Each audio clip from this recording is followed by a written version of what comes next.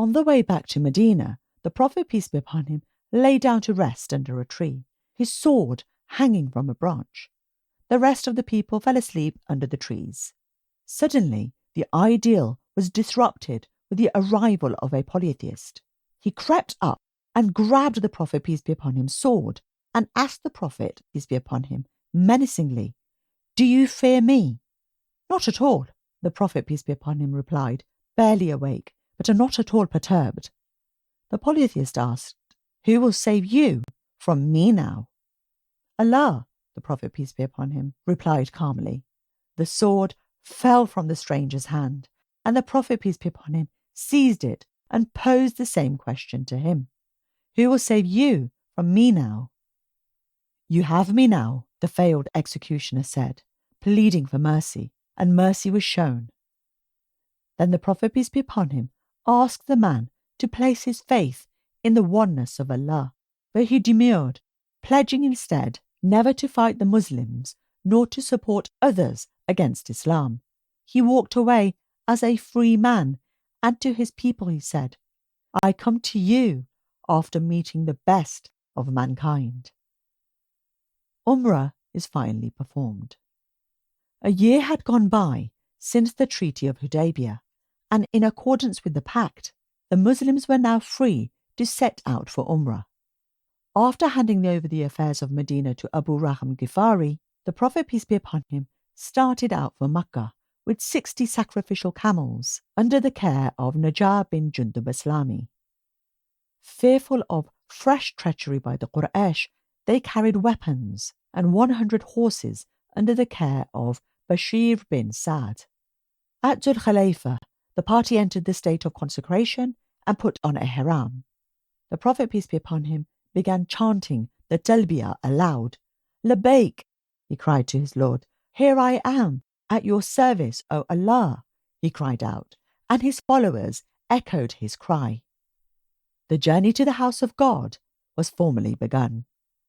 When the pilgrims got to Hajjun, they disarmed themselves and handed their weapons to Aus bin Khuli al-Ansari, who, along with 200 men, was in charge of the weaponry. These people would stay behind to form the defense while the others performed their religious duties. As they neared Makkah, the pilgrims took with them only sheathed swords adhering to the agreement of Hudaybiyah. They entered the city at Qada, which opened at Hajjun. Mounted on his camel Qaswa, flanked by his armed companions, and chanting Labbaik, the Prophet, peace be upon him, rode into the city. Thus they all moved towards the Kaaba. The Prophet, peace be upon him, touched the black stone with a stick. Still seated on Qaswa, he circumambulated the Kaaba, and the Muslims followed suit. They circled around the Kaaba with their right shoulders uncovered in a display of their valour. After all, they had won the right to worship Allah in his sacred mosque in full view of the pagans. Abdullaah ibn Rawaahah, may Allah be pleased with him, moved ahead of the Prophet, peace be upon him, his sword across his shoulder, as he recited the following couplets.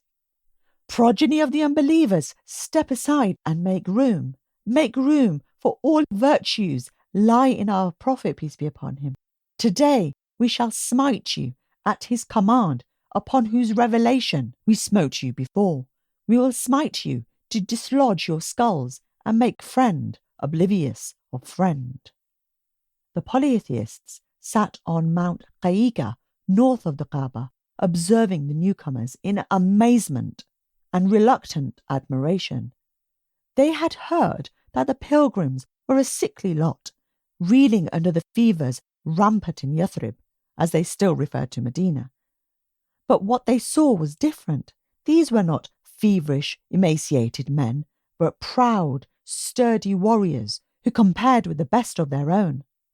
Thus, the Prophet, peace be upon him's strategy succeeded. Well aware of the mentality of the Quraysh, the Prophet, peace be upon him, had instructed his companions to run while performing circumambulation in order to show off their strength to the pagans. However, they were not to run between the Yemeni pillar and the black stone, for this portion lay south and out of the polytheists' range of vision. Circumambulation being over, the Prophet, peace be upon him, performed sa'i, endeavour, between the two hillocks of Safa and Marwa. After completing 7 circuits, he arrived at Marwa, slaughtered his sacrificial animal, and shaved his head. The Muslims followed him. After that, the Prophet, peace be upon him, sent some people to Ya'juj to take charge of the weaponry so that those who had been left there could now perform their Umrah. For 3 days, the Prophet, peace be upon him, stayed in Makkah. During this period, he married Maymuna bint al-Harith Hilaliya, a widow of Hamza bin Abdul Muttalib and the aunt of Ibn Abbas. When she received the Prophet, peace be upon him's proposal, she entrusted it to Abbas, who then gave her in marriage to the Prophet, peace be upon him. The Prophet, peace be upon him, of course, was out of Ihram at the time, for his first act had been to complete Umrah and come out of the state of consecration. On the morning of the 4th day, the Prophet, peace be upon him, began the journey back to Medina. His first halting place was Surf, 9 miles from Makkah. It was there that Maymuna, may Allah be pleased with her, was sent out to him as his bride. Allah had also decreed that Maymuna, may Allah be pleased with her, would later die at Surf and be buried there, at the same place where she had become the bride of the Prophet, peace be upon him. Back in Medina, the Prophet, peace be upon him, was again swamped by the affairs of the state. He sent several armed missions, the most important among them being the expedition to Mu'tah and to Dhat Al-Salasil. The expedition to Mu'tah.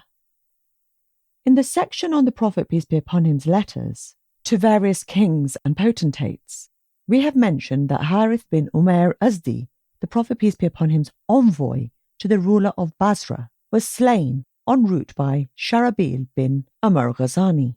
The Prophet, peace be upon him, took the killing as an act of war and readied a force of 3,000 men under Zayd bin Haritha. He nominated Jafar bin Abi Talib and Abdullaah ibn Rawaahah to take charge in consecutive order in case Zayd fell in battle. The Prophet, peace be upon him, prepared a white standard and handed it to Zayd bin Haritha. He instructed Zayd to go to the area where Harith had been martyred and to invite the populace to Islam. The Muslims were to fight only if the people rejected the call. As he saw the troops off, the Prophet, peace be upon him, uttered these memorable words: "In the name of Allah and in the way of Allah, fight against those who blaspheme him. Behold, commit no breach of promise, nor of trust, nor kill their children, women, old men on the verge of death, nor the recluse in the hermitage, and do not cut down date trees, nor demolish any building." Al-Bukhari. The Prophet, peace be upon him, escorted the troops to Thaniyat al-Wada and then bade them farewell. The army pitched its tents at Man in southern Jordan. There they found out that Heraclius was stationed close by at Ma'ab with 100,000 forces, and another 100,000 Christians had joined his forces. The news disconcerted the Muslims, who were unsure of what to do. For 2 nights they sat conferring about the situation, wondering whether to wade into the battlefield outnumbered or to send for reinforcements. Then Abdullaah ibn Rawaahah made this impassioned speech to his brother Muslims: "Men, you evade that, by Allah, for which you came out. Martyrdom. We do not fight the enemy on the strength of our power. We fight them with the religion we have been granted by Allah. Come, we shall profit both ways. Either we win or we court martyrdom." The men pondered over this speech and said, "Ibn Rawaahah speaks the truth." Thus they forged ahead and pitched their tents at Mu'tah, where they took up positions and prepared to meet the enemy.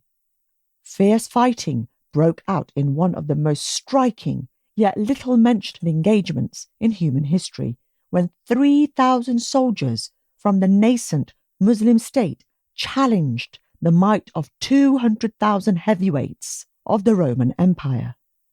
The Roman army lumbered on, fighting the whole day, but utterly failing to break a small but formidable side.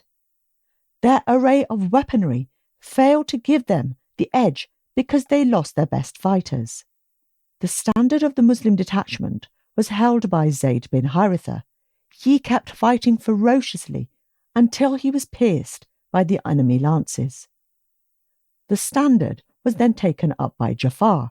As the battle surged to its bloodiest and fiercest point, he jumped off his charger and pounced on his enemies. When his right hand was hacked off, Ja'far took the standard in his left hand. When it too was cut off, he took the standard in his lap to keep it aloft. Ja'far remained on the battlefield until more than 90 wounds were inflicted on his chest, and he succumbed to them to join the rest of the Muslim martyrs. The Prophet, peace be upon him, standard was then taken up by Abdullaah ibn Rawaahah.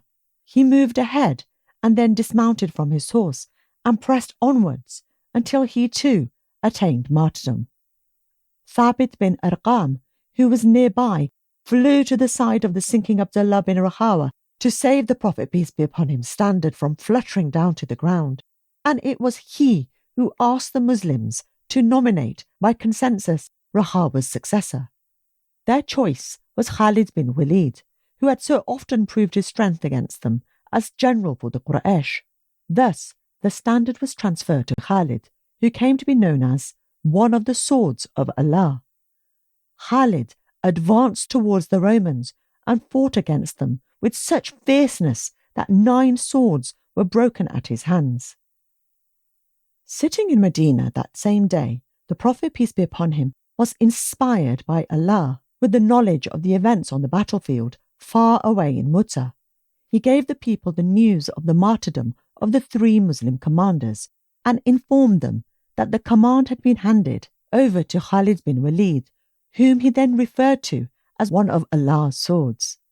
As the sun set, both armies went back to their respective camps. The following morning, Khalid bin Walid, may Allah be pleased with him, changed the order of his troops. He put the frontline soldiers behind while the rear guard was brought forward. The soldiers on the left flank were put to the right, and those on the right were moved to the left. The Romans were misled into thinking that fresh reinforcements had arrived, and they were completely dismayed at this development. After a mild skirmish, Khalid ordered his troops to retreat, but the enemy dared not advance, for they thought the Muslim retreat was a ruse. Thus, the Muslims drew closer to Mu'tah, and the skirmishes continued for 7 days, until both sides retreated and the battle ended, in part because the Romans thought that the Muslim troops were receiving continual reinforcements. They feared that the Muslims planned to lure them into the desert where it was almost impossible to come out safe. The mission to Dhat Al-Salasil. This expedition was named after the stream and the tract of land where the Muslim troops camped and took place in Jamadi al-Akhir, 8 AH. The pro-Roman stand of the Syrian Arabs during the engagement of Mu'tah had proved to be nearly disastrous for the Muslims, and the Prophet, peace be upon him, decided that they had to be neutralized. To this end, 1 month after the encounter at Mu'tah, he dispatched a delegation of 300 men under Amr bin As, may Allah be pleased with him. 30 horses were also sent with the men, whose mission was to win over the Bala clan, to which Amr's paternal grandmother belonged. If they failed to secure a guarantee of neutrality in future conflicts, the Muslims were to launch a punitive strike against the Bala for siding with the Romans. As Amr and his men drew near Syria, they learned that the Syrians were already massing a sizable army of their own. Amr sent for reinforcements, and the Prophet, peace be upon him, accordingly sent 200 prominent fighters headed by Ubaidah bin Jarrah, but Amr bin As remained commander-in-chief and imam. After the arrival of the reinforcements, the Muslim troops overran a large area of Qadah, When they came across an enemy detachment, they attacked and the enemy scattered.